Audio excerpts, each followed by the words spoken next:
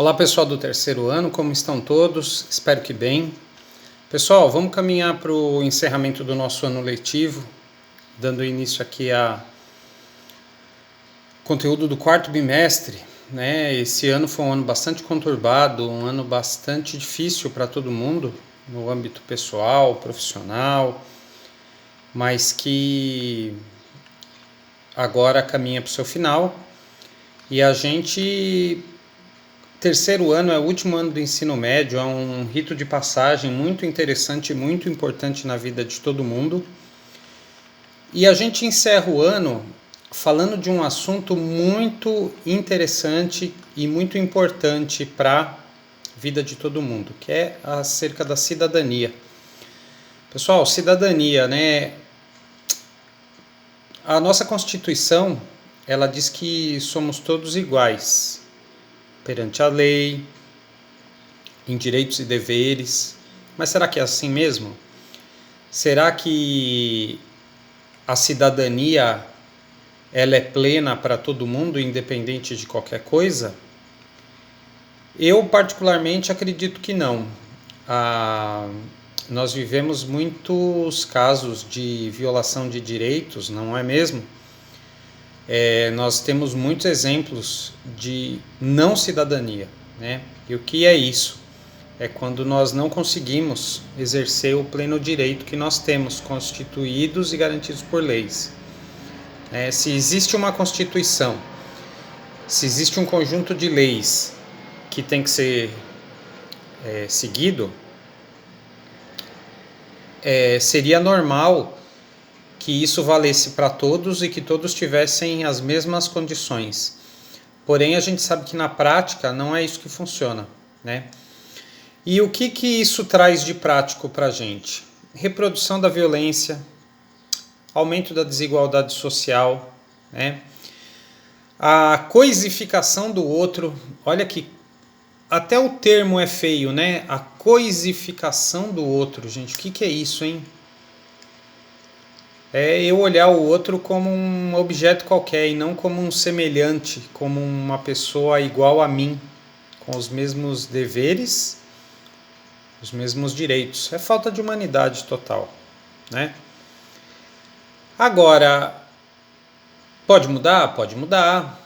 Todos nós devemos sonhar e ter esperança de mudança e trabalhar para isso, Então, vamos dar início aqui ao nosso estudo do quarto bimestre, tendo isso em mente, que apesar dos pesares ainda tem que ter esperança e tem que ter sonho de uma vida melhor, de um mundo melhor, de um país melhor, tá certo?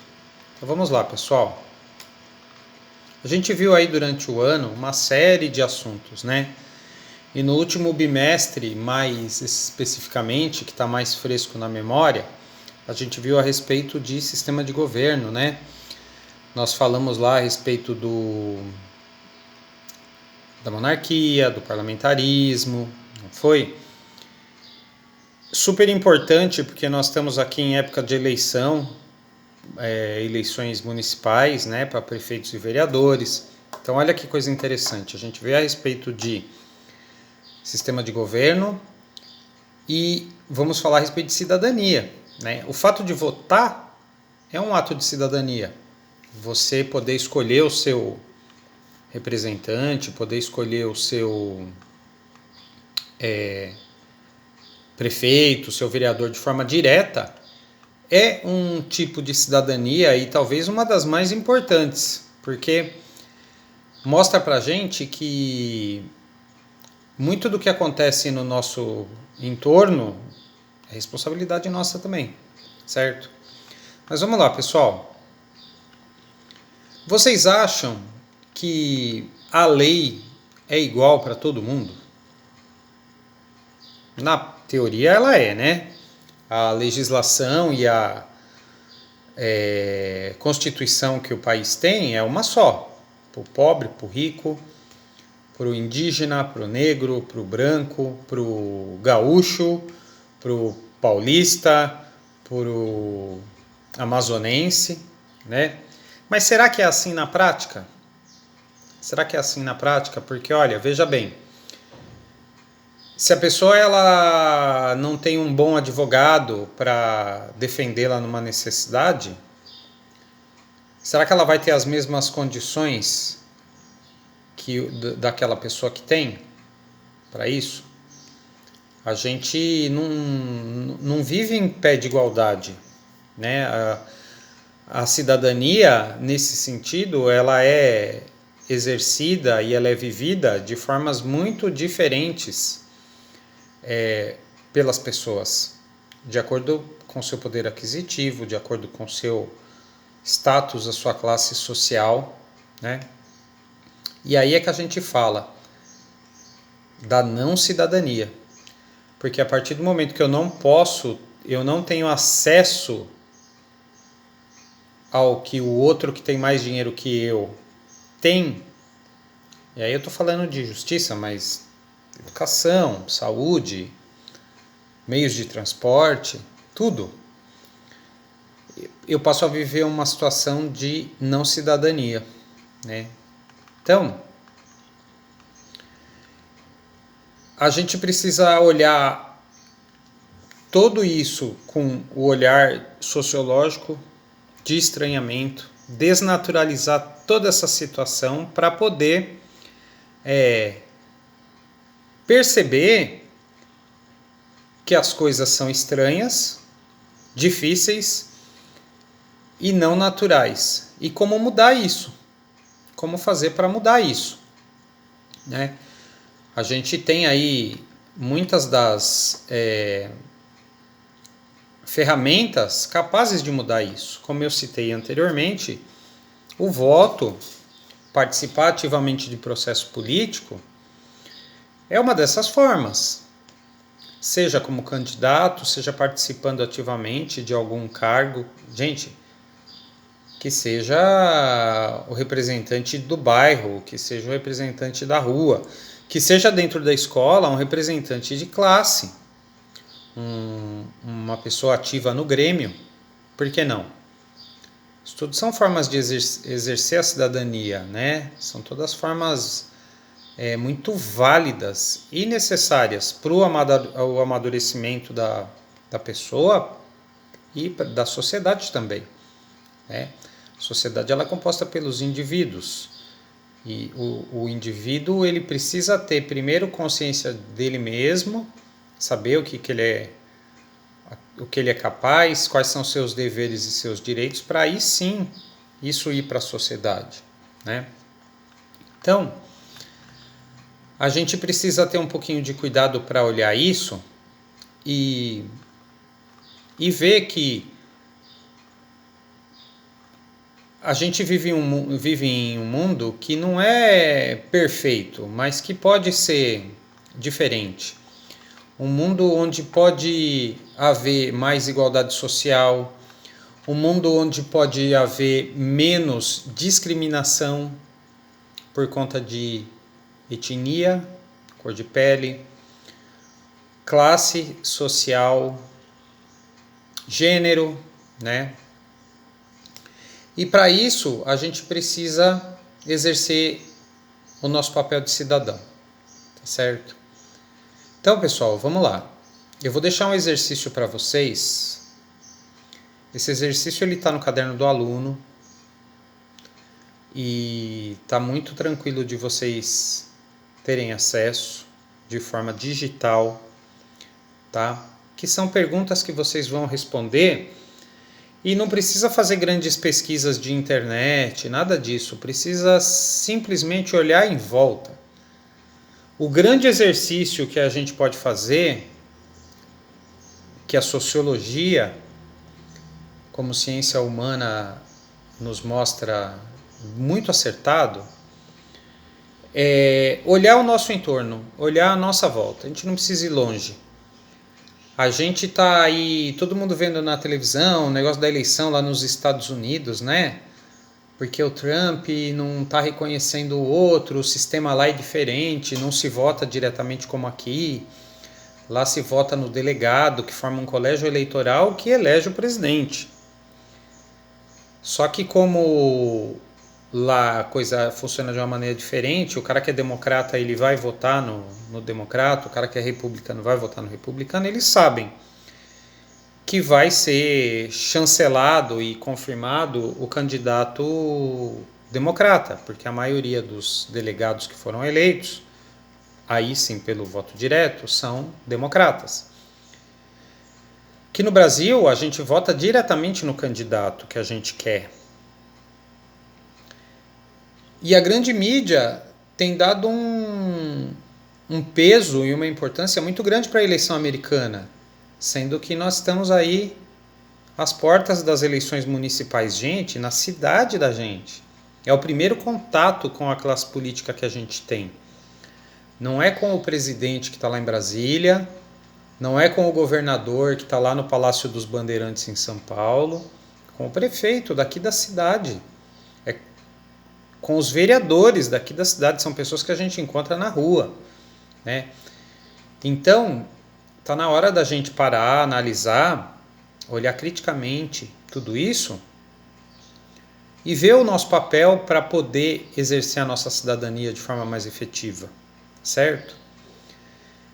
Então, eu vou deixar aqui as questões para vocês. Pessoal, qual o papel da religião na luta contra a vulnerabilidade social?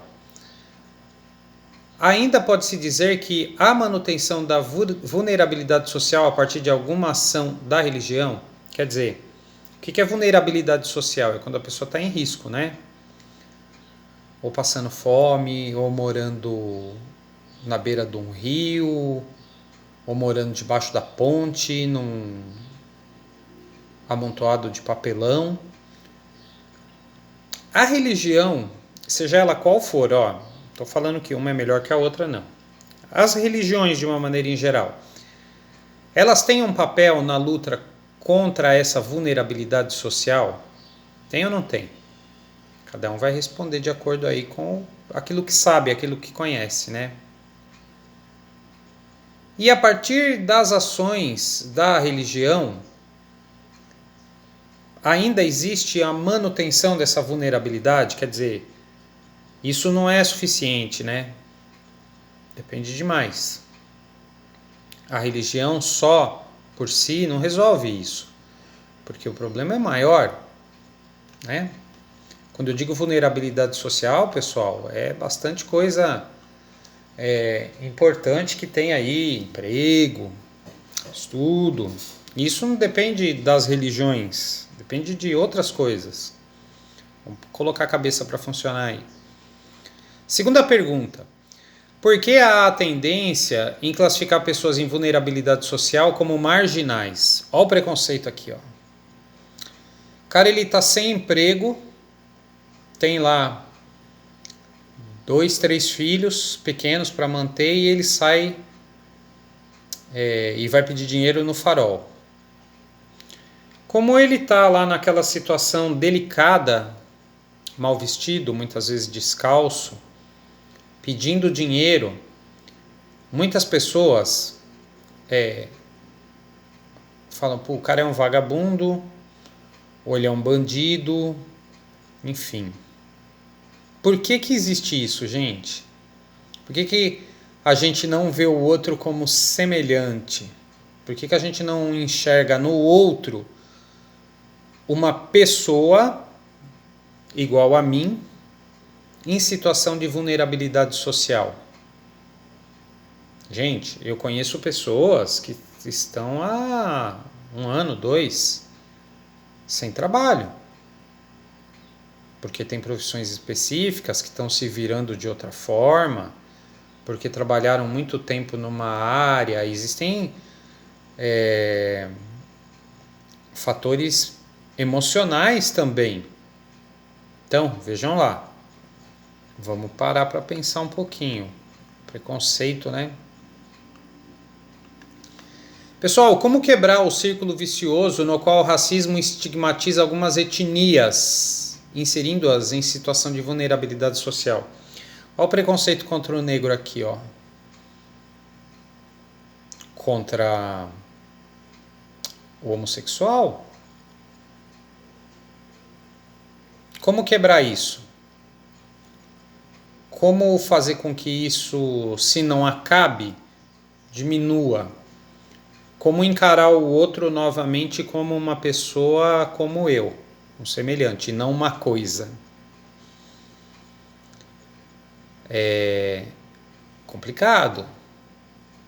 Complicado, difícil, mas a gente precisa olhar criticamente e desnaturalizar isso. E vocês de terceiro ano já têm bastante maturidade para encarar isso e ver de uma outra forma. Quarta pergunta, gente. Se a desigualdade social é uma das tônicas da vulnerabilidade social, por que há tanta resistência quanto a políticas afirmativas e redistribuição de renda? Olha só. O que é desigualdade social, então? Desigualdade social é um ter muito mais do que o outro, existirem salários absurdamente altos para um político e absurdamente baixos para um professor, um varredor de rua, uma outra classe trabalhadora. Isso faz com que a desigualdade social aumente. Uma mulher ganha menos do que um homem, né? E isso reforça demais a vulnerabilidade social. Por quê? A partir do momento em que eu não consigo manter, e gente, não é viver com luxo, é manter. Não é ter TV a cabo, não é ter celular de último modelo, não é ter carro do ano, não é isso. Se manter, se alimentar, viver dignamente debaixo de um teto. Se eu não consigo fazer isso, a desigualdade social tende a aumentar cada vez mais. E há também uma resistência quanto às políticas afirmativas e à redistribuição de renda. E o que é isso, gente? Políticas afirmativas, por exemplo, é cota em faculdade, cota em concurso para indígena, negros, pardos, né? Tem muita gente que tem resistência a isso, que acha que não tem que haver. Agora, se a gente entrar lá no site do IBGE e ver, por exemplo, pessoas em vulnerabilidade social que vivem com menos de R$5 por dia, por exemplo. Se você for lá e olhar, você vai ver que a grande maioria dessas pessoas tem a cor da pele negra ou parda. Como é que eu tiro essas pessoas da vulnerabilidade social? Não estou nem falando do resgate histórico aqui, com relação à escravatura. Estou falando nos dias de hoje. Uma pessoa que está em vulnerabilidade social, ela precisa ser ajudada. Ela tem que ter uma forma de sair daquele círculo vicioso que ela está e dar um salto, ter uma mobilidade social. Só que ainda existe muita resistência com relação a isso, né? E redistribuição de renda, o que é redistribuição de renda? São os programas sociais, Bolsa Família, salário-desemprego em alguns casos. Por que existe tanta resistência, gente, por parte de certos grupos e de certas